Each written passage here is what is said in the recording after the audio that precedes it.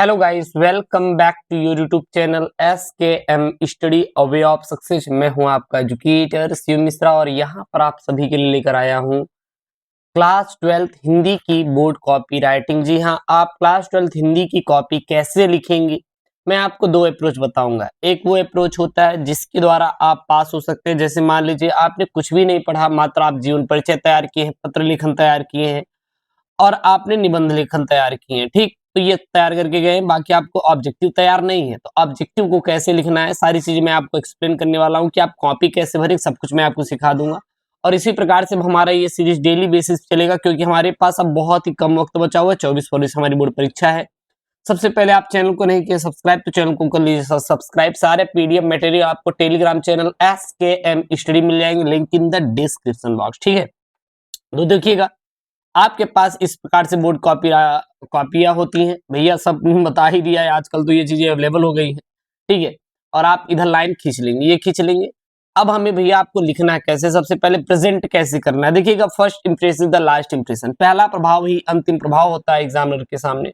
यानी कि जब भी आप देखते हैं, जाते हैं भैया, मतलब कि गुरुदेव हम जा रहे हैं अपने उनसे मिलने के लिए, तो नया नया कपड़ा पहन के जाएंगे ना। अच्छा, ऐसा क्यों करते हैं, पुराना भी तो पहन के जा सकते हैं। लेकिन नहीं गुरुदेव, पुराना नहीं पहनना, बिकॉज गुरुदेव उनके ऊपर इंप्रेशन नहीं जमेगा ना। पहला इंप्रेशन अच्छा होना चाहिए, तभी तो गुरुदेव बात चलेगी।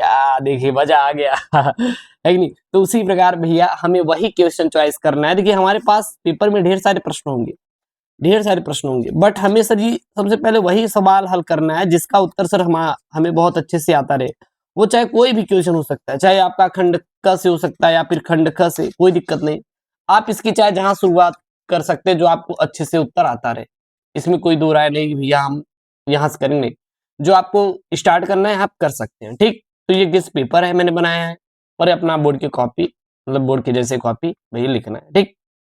सबसे पहले मान लीजिए बाय द वे आप खंड क करना चाह रहे हैं, नो डाउट बहुत ही अच्छा करेंगे, बिकॉज क्योंकि हम आपको दो तरीके बताएंगे। एक आपका ये तरीका जैसे प्रश्न आ रहा है, और एक दूसरा तरीका जिसमें प्रश्न नहीं आ रहा है। तो सबसे पहले ये आपका पेपर कोड होता है, और यहाँ पे आपका 2025 सामान्य हिंदी, ठीक है। 3 घंटे 15 मिनट का समय रहेगा, 100 नंबर का पूर्णांक रहेगा। पास होने के लिए 100 में से हमें केवल 33 नंबर चाहिए। और प्रारंभ जो 15 मिनट है आपको प्रश्न पत्र पढ़ने के लिए क्या रहेंगे, निर्धारित रहेंगे। इस प्रश्न पत्र में 2 खंड है, दोनों खंडों के सभी प्रश्नों का उत्तर देना क्या रहेगा, आपको अनिवार्य रहेगा, ठीक। सबसे पहले खंड क की बात करें, जैसे ही आप खंड क चालू करेंगे तो यहाँ पे ऊपर डाल देंगे खंड क। इसके लिए आप एक स्केच यूज करिएगा, इस प्रकार से मार्केट में आपको स्केच मिल जाएगी, यही यूज करिएगा। इससे क्या रहेगा, आपको खंड का और प्रश्नोत्तर संख्या डालना है। बाकी जो प्रश्न उत्तर जो भी ब्लैक पेन से आप यूज करिएगा, ब्लू पेन से, कोई दिक्कत नहीं है। तो खंड क डाल दिए। अब खंड क में देखेंगे तो कुल आपके पास 7 सवाल होंगे। कितने सवाल होंगे, 7 सवाल आपको हम दिखा दे रहे हैं। देखिए यहाँ पे 7 सवाल हैं, 7 स्वपठित खंड काव्य, और यहाँ पे आपका खंड का जो रहेगा 8 से शुरू होगा। तो यहाँ पे आप 1 से लेकर 7 तक कोई भी सवाल चॉइस कर सकते हैं, लेकिन वो खंड क के ही होने चाहिए। ऐसा नहीं खंड ख वाला उठा के ठोक दीजिए, ऐसा नहीं करना है। जब खंड ख के स्टार्ट कर रहे हैं तो वहाँ पे खंड ख डालिएगा, खंड क का करना शुरू कर रहे हैं तो सबसे पहले खंड क डालेंगे, ठीक। उसके बाद आप डाल देंगे प्रश्नोत्तर संख्या, प्रश्नोत्तर संख्या डाल देंगे। प्रश्नोत्तर संख्या डालने के बाद अब आपके मन में सवाल आएगा, गुरुदेव हम करना शुरू कर रहे हैं, क्या 95% आ जाएंगे। तो बिल्कुल आ जाएंगे बेटा, मैं आपको यूट्यूब पे पढ़ा रहा हूँ। साथ ही साथ मैंने 7-7 सेट का महाभारत बैच बनाया है। वो ना केवल आपका पेपर कल है, आज उसमें देख के चले जाना, एक बार झांकना है। 100 रुपये बहुत बड़ी बात नहीं है यार, आजकल आप लोग खुद समझदार है, तो प्लीज आपसे रिक्वेस्ट है कि एक बार जाके देख लीजिए। Link in the description box, जाके महाभारत बैच ज्वाइन करिए, ठीक है ना। मात्र 100 रुपये में वहाँ पे सब कुछ सेपरेटेड मिल जाएगा, चाहे आप आर्ट से या साइंस से। तो यहाँ पे देखेंगे सबसे पहला प्रश्नोत्तर संख्या 1 है, तो प्रश्नोत्तर संख्या 1 में देखेंगे 5 प्रश्न, क ख ग घ और अंग यहाँ पे इधर है, इधर बेटा इधर है ना, यहाँ पे ये अंगा। फिर यहाँ पे प्रश्नोत्तर संख्या 2 है। तो अब प्रश्नोत्तर संख्या 1 का क डालेंगे। अब मान लीजिए अगर आपको ऑब्जेक्टिव का आंसर आ रहा है तो डायरेक्ट यहाँ पे प्रश्नोत्तर संख्या 1 का उत्तर लिखेंगे क्या, वासुदेव सरगुरवाल की कृति माता भूमि है, क्योंकि यहाँ पे वासुदेव सरगुरवाल की कृति पूछा है, माता भूमि है, ठीक। तो मैंने यहाँ पे डाल दिया सीधा कि वासुदेव सरगुरवाल की कृति माता भूमि है। अब मान लीजिए आपको ऑब्जेक्टिव का आंसर नहीं आ रहा है, तब आप क्या करेंगे, ये चारों ऑप्शन और ये प्रश्न पूरा पूरा छापेंगे, हूबहू सेम टू सेम आपको छापने की जरूरत है। तब ऐसा अलग अलग बिल्कुल भी आप मत करिए, ठीक। तो पहला हो जाएगा वासुदेव सरगुरवाल की कृति माता भूमि है। अभी आपको हम सिखाने के बाद मैं आपको करवाता जाऊंगी सर, टेंशन मत लेना। उसके बाद प्रश्नोत्तर संख्या पहले का ख देखेंगे आप, प्रश्नोत्तर संख्या पहले का ख। जो भी प्रश्न रहेगा उसको यहाँ पे मेंशन करेंगे और फिर उत्तर लिखेंगे। फिर पहले का इस प्रकार से आपको क्या करना है, पूरा का पूरा आपको ऑब्जेक्टिव यहाँ पे लिख लेना है। समझ आ रहा है ना? मैंने आपको सिखा दिया कि भैया अगर मान लीजिए आपको अगर उत्तर आ रहा है तो आप केवल प्रश्नोत्तर संख्या डालिएगा, डायरेक्ट उत्तर लिख दीजिएगा, ये वाला। बहुत अच्छा। अगर आपको ये उत्तर नहीं आ रहा है तो आप कॉपी भरने के लिए ये चारों ऑप्शन भी आपको प्रश्न के साथ लिखना बहुत ही जरूरी है और कंपलसरी हो जाता है। इससे क्या रहता है, एक अलग ही गजब का इंप्रेशन पड़ता है एग्जामिनर चाचा के ऊपर और आपको तगड़ा वाला सर क्या देता है, नंबर देता है। अब चलिए हम सॉल्व करा दें आपका पेपर पूरा। तो सबसे पहला यहाँ पे है आपका कि वासुदेव सरगोवाल की कृति है। तो जो मेरी असफलताएं हैं बेटा वासुदेव सरगोवाल की क्या है, कृति। अगला यहाँ पे है सॉरी माता भूमि वासुदेव सरगोवाल की कृति। अगला यहाँ पे निम्नलिखित में से हजारी प्रसाद द्विवेदी की रचना नहीं है। सर बिल्ले से बकरिया हजारी प्रसाद द्विवेदी की रचना नहीं है। हिंदी साहित्य की भूमिका, विचार और वितर्क, साहित्य का मर्म, ये हजारी प्रसाद द्विवेदी की रचना है। उसके बाद अगला निम्नलिखित में से प्रोफेसर सुंदर रेड्डी की रचना है। मेरे विचार सर प्रोफेसर सुंदर रेड्डी की क्या रचनाओं में से एक है। अगला है अग्नि की उड़ान। अग्नि की उड़ान कहीं पे दिखाई दे भैया, एपीजे अब्दुल कलाम, हाँ है यहाँ। अग्नि की उड़ान लेखक रचयिता कौन है, एपीजे अब्दुल कलाम है। उसके बाद यहाँ पे फणीश्वर नाथ रेणु जी की कृति ठुमरी किस विधा पर आधारित है, यह एक कहानी है। रस कलश किसकी रचना भैया, अयोध्या सिंह उपाध्याय हरियोध जी की है। मैथिली गुप्त शरण गुप्त की महाकाव्यात्मक कृति कौन सी भैया, साकेत है। और निम्नलिखित में से जयशंकर प्रसाद जी की काव्य कृति कौन सी नहीं भैया, इत्तलम जो है जयशंकर प्रसाद जी की काव्य कृति नहीं है। कानन कुसुम प्रेम पथिक और चित्राधार यह जयशंकर प्रसाद जी की कृतियों में से एक है। उसके बाद है सुमित्रानंद पंत को सोवियत लैंड पुरस्कार किस कृति पर मिला था भैया, लोकायतन पर मिला था। और निम्नलिखित में से सच्चिदानंद हीरानंद वासयान का काव्य संकलन भैया हरि घास पर चढ़ पर जो है, ये सच्चिदानंद हीरानंद वासयान का क्या है, काव्य संकलन है। तो ये हमारा ऑब्जेक्टिव हो गया, लिखने का तरीका मैं आपको समझा दिया। कोई डाउट यहाँ तक नहीं होना चाहिए। अगर कोई डाउट है अब भी तो आप कमेंट बॉक्स में बता सकते हैं। यहाँ पे मैंने दो तरीका बताया। यदि आपको उत्तर आ रहा है तो प्रश्नोत्तर संख्या डालिएगा, डायरेक्ट उत्तर मेंशन करिएगा। अगर नहीं आ रहा है तो कॉपी भरने के लिए आपको ये चारों ऑप्शन भी लिखना जरूरी है, ताकि तभी तो कॉपी भरेगा और एग्जामिनर नंबर देगा। तो ये बात ध्यान दीजिएगा। उसके बाद शुरू हो जाता है सर प्रश्नोत्तर संख्या 3 गद्यांश। अब गद्यांश में वही आपको ट्रिक अप्रोच करना है, मैं आपको जो बता रहा था। कुछ नहीं करना, सबसे पहले डाल देंगे प्रश्नोत्तर संख्या 3। अब प्रश्नोत्तर संख्या 3 डालेंगे, अगर आपको कॉपी भरना है तो ये पूरा पूरा उतार दीजिएगा। इस प्रकार से कॉपी भरना है तो ये पूरा पूरा आप गद्यांश यहाँ पे जो भी है पूरा गद्यांश यहाँ पे आप क्या करेंगे, उतार देंगे अगर कॉपी भरना है। कॉपी भरना नहीं है तो आप प्रश्नोत्तर संख्या डालेंगे, सीधा यहाँ पे उत्तर लिखना शुरू करेंगे। सीधा उत्तर लिखना शुरू करेंगे। जैसे यहाँ पे क ख ग घ अंग जो भी रहेगा यहाँ पे डालना शुरू कर देंगे। ठीक, चलिए अब हम आप इसको सॉल्व भी करा देते हैं। तो यहाँ पे गद्यांश है क्या, यहाँ पे भूमि का निर्माण देवों ने किया है, वह अनंत काल से उसके भौतिक रूप, सौंदर्य और समृद्धि के प्रति सचेत होना हमारा आवश्यक कर्तव्य है। भूमि के पार्थिव स्वरूप के प्रति हम जितने अधिक जागरूक होंगे उतनी ही राष्ट्रीयता बलवती हो सकेगी। यह पृथ्वी सच्चे अर्थों में समझ राष्ट्रीय विचारधाराओं की जननी है। जो राष्ट्रीयता पृथ्वी के साथ नहीं जुड़ी हो वह निर्मूल होती है। राष्ट्रीयता की जड़ें पृथ्वी में जितनी गहरी होंगी उतना ही राष्ट्रीय भावों का अंकुर पल्लवित होगा। इसलिए पृथ्वी के भौतिक स्वरूप की आद्योपांत जानकारी प्राप्त करना, उसकी सुंदरता, उपयोगिता और महिमा को पहचानना क्या हमारा आवश्यक धर्म है। सबसे पहला प्रश्न है, भूमि का निर्माण किसने किया था? तो भूमि का निर्माण देवों ने किया था, दैट्स ऑल आंसर। उसके बाद यहाँ पे यह पृथ्वी सच्चे अर्थों में किसकी जननी है? तो यह पृथ्वी सच्चे अर्थों में जननी शब्द आ रहा है यहाँ पे है। तो यह पृथ्वी सच्चे अर्थों में समझ राष्ट्रीय विचारधाराओं की जननी। तो ऐसे आपको ढूंढ ढूंढ कर आंसर करना है, ठीक ना। बाकी और बना चढ़ा के लिख सकते हो। पार्थिव और आद्योपांत शब्दों का अर्थ लिखिए। पार्थिव मतलब होता है जो भूमि के साथ जुड़ा होता है और आद्योपांत मतलब होता है शुरू से अंत तक। उसके बाद रेखांकित अंश की व्याख्या यहाँ से लेकर यहाँ तक बढ़ा चढ़ा के लिख देना है, सेम टू सेम उतार देना, 2 नंबर मिल जाए, कोई दिक्कत नहीं है। उपरोक्त गद्यांश के पाठ का शीर्षक और लेखक का नाम मैंने आपको बताया भी था भैया। गद्यांश करने का तरीका अगर आप उस वीडियो को देखें तो जिंदगी भर भूल नहीं पाएंगे। उसमें मैंने आपको रटवाया कि भैया किसके लेखक कौन है, कैसे आपको याद करना है। मैंने आपको परिवर्तन बैच में दिया है, link in the description box, जाके वहां पे देख लीजिएगा, ना नीचे दिया गया है लिंक। तो अगर पाठ का नाम बोले तो यहाँ पे भूमि शब्द आया हुआ है, फिर भूमि शब्द आया हुआ है, और राष्ट्र शब्द जब जुड़ जाए तो समझ लीजिए राष्ट्र का स्वरूप है। राष्ट्र के स्वरूप से नाम याद आता है रावा। क्या नाम आता है? रावा। रावा, वो रा मतलब राष्ट्र का स्वरूप, वा मतलब वासुदेव सरगोवाल, यानी कि इसके लेखक कौन है भैया? वासुदेव सरगोवाल, और शीर्षक राष्ट्र का स्वरूप है। अब हल कर लेते हैं। सबसे पहला देखिए यहाँ पे भूमि का निर्माण किसने किया था, वह कब से है? तो भूमि का निर्माण देवों ने किया, वह अनंत काल से है। यह पृथ्वी सच्चे अर्थों में किसकी जननी है? तो भैया यह पृथ्वी सच्चे अर्थों में समझ राष्ट्रीय विचारधाराओं की जननी है। उसके बाद यहाँ पे पार्थिव और आद्योपान शब्दों का लिखिए। पार्थिव मतलब पृथ्वी संबंध रखने वाला और आद्योपान मतलब शुरू से अंत तक। उसके बाद रेखांकित अंश की व्याख्या कीजिए। यहां से लेके यहां तक बढ़ा चढ़ा लिखना है और कुछ नहीं करना है।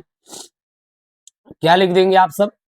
प्रस्तुत गद्य पंक्तियों में लेखक का कथन है कि जो राष्ट्रीय धाराएं पृथ्वी से संबद्ध नहीं होती वह आधारहीन होती हैं और उसका अस्तित्व अल्प समय में ही समाप्त हो जाता है। वस्तुतः हम पृथ्वी के गौरवपूर्ण अस्तित्व के प्रति जितना सचेत रहेंगे उतना ही अधिक राष्ट्रीयता बलवती होने की संभावना रहती है। राष्ट्रीयता का आधार जितना सशक्त होगा राष्ट्रीय भावनाएं भी उतनी ही विकसित होंगी। ठीक है, उसके बाद यहाँ पे रेखांकित अंश की व्याख्या करने को बोला है, तो यहाँ से यहाँ तक लेके बता देना, कुछ नहीं करना है। यहाँ पे लिख देंगे प्रस्तुत गद्य पंक्तियों में लेखक का कथन है कि जो राष्ट्रीय विचारधाराओं पृथ्वी से संबंध नहीं होती वह आधारहीन होती है और उसका अस्तित्व अल्प समय में समाप्त हो जाता है। वस्तुतः हम पृथ्वी के गौरवपूर्ण अस्तित्व के प्रति जितना सचेत रहेंगे उतना ही अधिक राष्ट्रीयता बलवती होने की संभावना रहती है। राष्ट्रीयता का आधार जितना सशक्त होगा राष्ट्रीय भावनाएं भी उतनी क्या होंगी सर? विकसित होंगी। उसके बाद अगला यहाँ पे है उपयुक्त गद्यांश के पाठ का शीर्षक और लेखक का नाम लिखिए। तो यहाँ पर डालेंगे प्रस्तुत गद्यांश राष्ट्र का स्वरूप नामक पाठ से उद्धृत है और इसके लेखक वासुदेव शरण अग्रवाल जी हैं। ठीक, जैसे आपने गद्यांश का आंसर किया सेम टू सेम आपको पद्यांश का आंसर करना है। लेकिन आपको एक चीज और बता दे, यहाँ पे दो गद्यांश मिलेंगे, चाहे ये हल करिएगा या फिर नीचे वाला हल करिएगा, कोई दिक्कत नहीं, दो मिलेंगे, एक को आपको हल करना रहेगा। समझ में आ रहा है ना? उसके बाद आपका क्या रहेगा सर? पद्यांश रहेगा। क्या रहेगा यहाँ पे? पद्यांश रहेगा। पद्यांश है यहाँ पे दो, एक है मेरे प्यारे नवजल से कंज से नेत्र वाले, जाके आए न बधुवन से और न भेजा संदेशा, मैं रो रो के प्रिय विरह से बावली हो रही हूँ, जाके मेरी सब दुख कथा श्याम को तू सुना दे, ज्यों ही मेरा भजन तज तू अल्प आगे बढ़ेगी, शोभावली सुखद कितनी मंजू कुंजे मिलेगी, प्यारी छाया मृदुल स्वर से मोह लेंगी तुझे वे, तो भी मेरा दुख लख जहां लख वहां जा न विश्राम लेना। अब यहाँ पे 5 प्रश्न है। सबसे पहला, संदेश प्रेषिका ने नव जल से कंज से नेत्र वाले शब्द किसके लिए प्रयोग किया है? मधुवन जाकर किसने कोई संदेश नहीं भेजा। बावली और अल्प शब्दों का अर्थ लिखे। रेखांकित अंश की व्याख्या कीजिए। उपयुक्त पद्यांश में से संबंधित कविता का शीर्षक और रचयिता का नाम लिखिए। ठीक, ये नहीं आ रहा तो ये हल कर सकते हैं।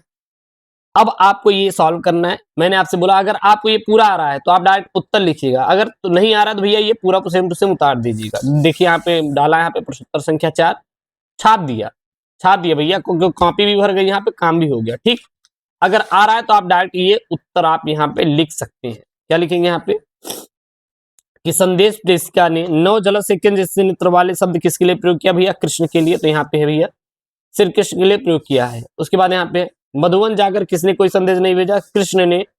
मधुवन को छोड़कर जाने के बाद कृष्ण ने कोई संदेश नहीं भेजा। बावली मतलब, और यहाँ पे अल्प मतलब शब्दों का अर्थ बताना है। बावली मतलब पागल होता है, अल्प मतलब क्या होता है? थोड़ा होता है। फिर आप पे रेखांकित अंश की व्याख्या कीजिए। ये पूरा आपको हिंदी में अर्थ लिखना है। तो यहाँ आप लिख देंगे राधा पौन रूपी दूती को अपनी विरह व्यथा सुनाते हुए कहती है कि जब से मेरे प्राण प्रिय नए बादलों के समान समान श्याम और कमल से नेत्र वाले कृष्ण मथुरा से गए हैं, तब से वे मधुवन लौट कर आए न, और न ही कोई संदेश उन्होंने भेजा। फिर यहाँ पे है, उन्होंने बोला है एक प्रश्न, क्या उपयुक्त पद्यांश संबंधित कविता का शीर्षक और रचयिता का नाम लिखे। तो लिखेंगे उपयुक्त पद्यांश का शीर्षक पौनद्वितिका है और रचयिता अयोध्या सिंह उपाध्याय हरिऔध जी है। उसके बाद अगला आपका आएगा 5 का क जो आएगा ये लेखक का साहित्यिक परिचय और उनकी प्रमुख कृतियां आएगा। 3 है जो आ रहा है, एक आंसर दीजिएगा। सबसे पहले डालेंगे प्रश्नोत्तर संख्या 5 का क। अगर आपको छापना है तो ये पूरा प्रश्न उतार सकते हैं, अगर आपके पास टाइम है तो कॉपी भरने के लिए, नहीं है तो आप डायरेक्ट उत्तर मेंशन करिएगा, कोई दिक्कत नहीं। मैं आपको दोनों टिप्स बताता चल रहा हूँ। यहाँ देखिए प्रश्नोत्तर संख्या 5 का ये सब कुछ छाप दिए जैसे कि तैसा था। अब इसके बाद डायरेक्ट अगर आप उत्तर लिखना चाहते हो डायरेक्ट यहाँ पे उत्तर लिखिए वासुदेव अग्रवाल का। क्या लिखेंगे भैया? वासुदेव अग्रवाल का हेडिंग डालेंगे, हम इनका साहित्यिक परिचय लिख देंगे जो भी रहेगा। वासुदेव अग्रवाल ने 1904 में लखनऊ के प्रतिष्ठित वैश्य परिवार में जन्म लिया। उच्च शिक्षा प्राप्त करने के पश्चात बाद पुरातत्व से जुड़े और कई सरकारी संस्थाओं में महत्वपूर्ण पदों पर अग्रवाल जी आसीन रहे। विभिन्न संस्थाओं तथा विद्यालयों में कार्यरत होने के पश्चात अग्रवाल जी ने स्वाध्याय जारी रखा और पाली, संस्कृत, अंग्रेजी आदि भाषाओं के प्राचीन भारतीय संस्कृति और पुरातत्व पर समान अधिकार प्राप्त किया। भारतीय संस्कृति व साहित्य के गंभीर अध्येता के रूप में अग्रवाल जी हिंदी साहित्य में विख्यात हैं। सन 1967 में वासुदेव अग्रवाल का क्या हो गया? निधन हो गया।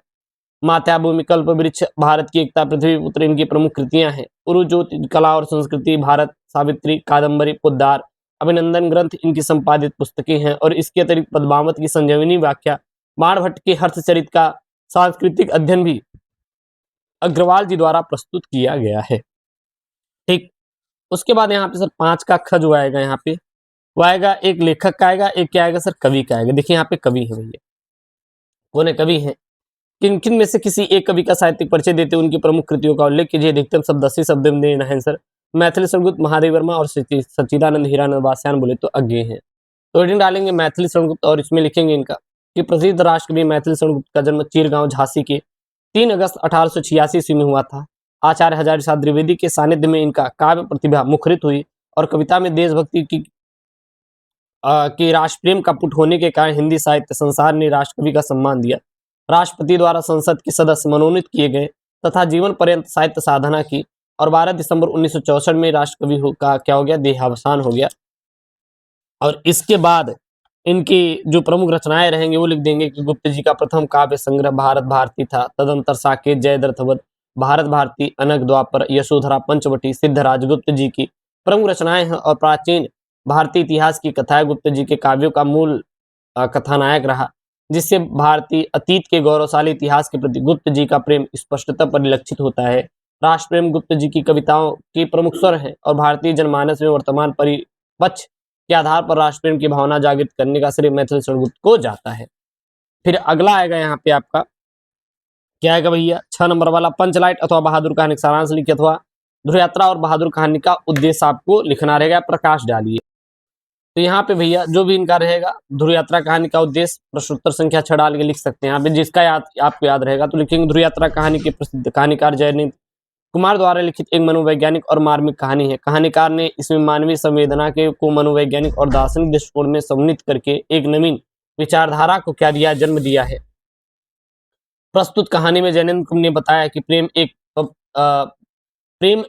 पवित्र बंधन है और विवाह एक सामाजिक बंधन है। प्रेम की भावना व्यक्ति को लक्ष्य तक पहुंचने में सहायक करती है और प्रेम में पवित्रता होती है, और विवाह में स्वार्थता प्रेम की पवित्रता को आदर्शवाद की कसौटी पर कसनी ही कहानी का प्रतिपाद्य रहा। अपने प्रतिपाद्य को प्रकट करने में कहानीकार को पूर्ण सफलता मिली और कहानीकार के अनुसार व्यक्तित्व का अपेक्षा सार्वभौमिक और अलौकिक उपलब्धि अधिक क्या है, श्रेष्ठ है। उसके बाद प्रश्नोत्तर संख्या 7 रहेगा। यहाँ पे 7 जो रहेगा भैया ये स्वपरित खंडकाव्य रहेगा, तो ये आप अपने जिले के अनुसार कर लीजिएगा। जिस जिले से होंगे भैया, मुक्ति यज्ञ, सत्यजीत, रश्मि रथी, यहाँ पे है आलोक वृत्त, त्यागपति और श्रवण कुमार, ये आपको मैं करवा दूंगा, कर लीजिएगा, कोई दिक्कत नहीं आएगा, ठीक है। अपने जिले के अनुसार कर लीजिएगा, इसमें कोई दो राय नहीं रहेगी, आपको हो ही जाएगा। उसके बाद आपका आने वाला भैया खंडक ख। खंडक ख देखिएगा क्या है यहाँ पे कि दिए गए संस्कृत गद्यांशों में से किसी एक का संदर्भ से हिंदी अनुवाद की जो 2 हैं, दोनों में से किसी एक का आंसर देना है यहाँ पे। अगर आपको संस्कृत का गद्यांश आ रहा है तो डायरेक्ट उत्तर लिखिएगा, नहीं आ रहा है तो इसको भी छाप दीजिएगा, इसको भी छाप दीजिएगा। थोड़ा स्पीड से काम करेंगे तो टाइम मैनेजमेंट हो जाएगा, ठीक।